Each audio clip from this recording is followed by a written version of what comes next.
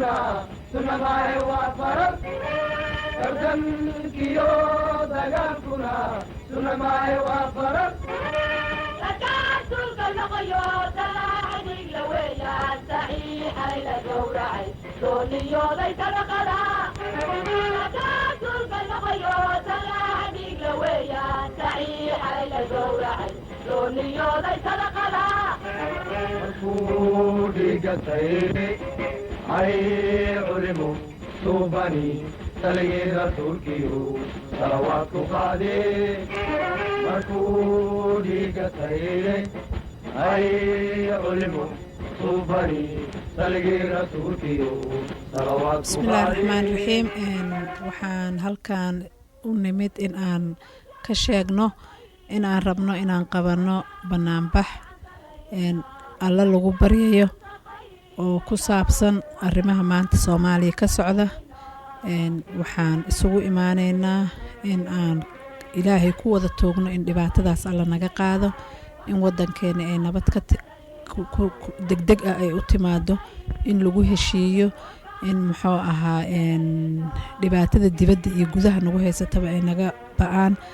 runtii waxaan dareennay dadka sida gaarka ay ugu dhacaysana dhibaatooyinkaas inay u badan yihiin caruurta iyo haweenka marka caruurta iyo haweenka magaaladan jooga Minneapolis iyo agagaarkeeda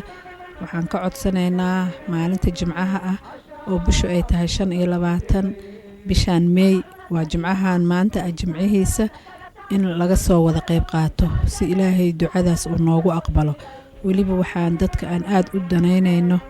waxa waaye haweenka hooyooyinka gabdhaha ardada jaamacadda dhigata ardada iskuulada dhigata waalidiinta waxaan ka codsanaynaa maalintaas ardada inay fasax u soo qaadaan hooyooyinka waxaan ka codsanaynaa inay maalintaas shaqooyinkooda fasax ka soo qaataan maalintaas in la siiyo inay wadankooda u qooraan oo wadankooda siiyaan si ilaahay uu noogu talagalo in aan nabadaas aan helno waxaan ku qabanaynaa banaanka weyn ee dawladda ama governorka meeshuu degan yahay xafiiska weyn oo St. Paul ku yaala dawladduna waana arki doontaa tiradeena intaan la egnahay iyo qiimaha aan leenahay iyo inaan nahay dadaan dagaal wax ku doonayn dad nabad wax ku doonaya oo aanan nahay dadkii dhibaatada ku dhacday waa mahadsantiin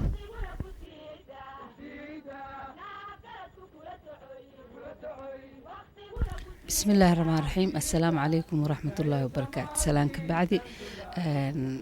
sidii xaliimo hore idinku sheegtay maanta waxaan u abiil gareynaynaa hooyooyinka Soomaaliyeed dhammaan meel kasta ay joogaan inta fiirsataba inay nagu taageeraan arintan weyn Soomaaliya waxa ka socda maanta waa dhibaato aad u culus si gaar ah u saameynaysa hooyooyinka iyo ciyaalka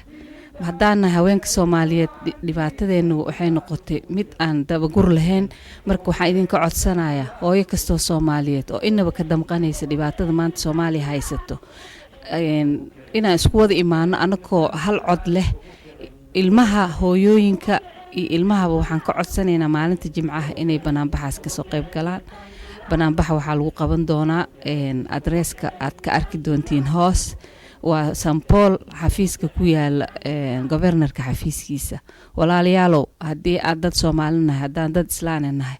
fadlan waxaan idinka codsanaynaa aan muujino mar dhibaatadan saan daba dheeraatay inay naga dhamaato waxaan idinka codsanaynaa inaad ka soo qayb gashiin ilaahayna uu nooga dhigo midii lagu guuleysto marka walaalayaalow fadlan waxaan idinka codsanaynaa inaad soo banaan baxdaan maalintaas waa maalin jimco ah qofkii shaqo lahow shaqadaada of ka qaado qofkii ilmo lahow ilmahaada iskoolka fasax u weydiiso annagoo cod haween Soomaaliyeed ah aan meeshaas tagno annaga qofna ma haysano qofna ma wax ma yeelanayno ma qaylinayno waxaan rabnaa nabadgelyo aan u rabnaa wadankeena intaas bis inaan message-kaas gudbino soo walaalayaalow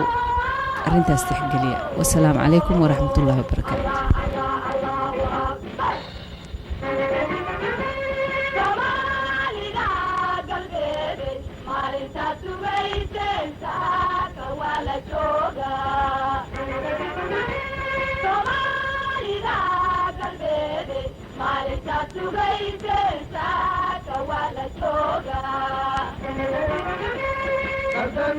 Kiyo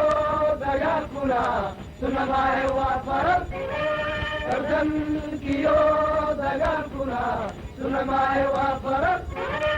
ركعتك الغيوت العديق لويا صحيح إلى جورعي دوني ليس لقلا